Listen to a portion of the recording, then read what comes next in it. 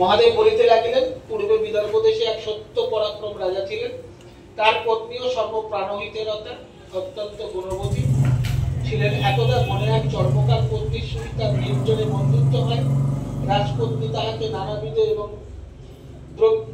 দ্রব্য এবং চর্মকার পত্নী নানাবিধ ফল পরস্পর আদান প্রদান করিল।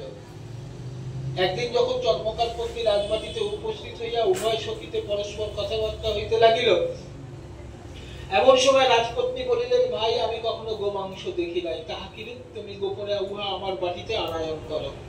রাজপত্নীর বাক্যে অতি যত্নপূর্বক গোপনে ওই চর্মকার পত্নী চুক্তি করিয়া বস্ত্র দ্বারা আচ্ছাদন পূর্বক গোমাংস রাজবাটিতে আনায়ন করিল।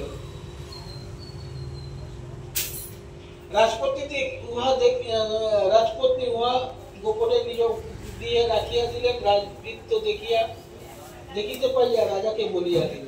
রাজা অত্যন্ত ক্রুদ্ধ হয়ে বাটিতে আসিলেন এবং রাজপত্নীকে আহ্বান পূর্বক জিজ্ঞাসা করিলেন, তোমার গৃহে কি লুকিয়া রাখিয়াছ?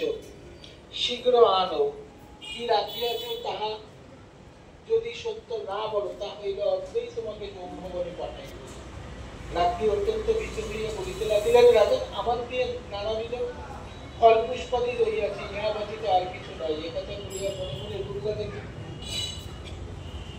স্তব করিতে আরম্ভ করিলেন। রাজ্ঞী বলিলেন, মা, আমি পদ্মারিণী দুর্গে, আমি ঘোর বিপদে পতিত হইয়া তোমার শরণাপন্ন হইলাম।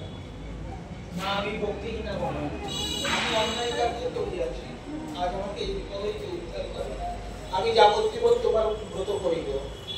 দেবী বিদা হইয়া প্রত্যক্ষ বলিলেন, বালিকে, তোমার স্তবে আমি তুষ্ট হয়েছি, তোমার ইচ্ছা মতো বর দিলাম। দেখো গিয়া যাহা গৃহে রাখিয়াছে, উহা নানাবিধ ফল হইয়া রহিয়াছে, উহা মহারাজকে দিলে তিনি বিশেষ সন্তুষ্ট হইবে।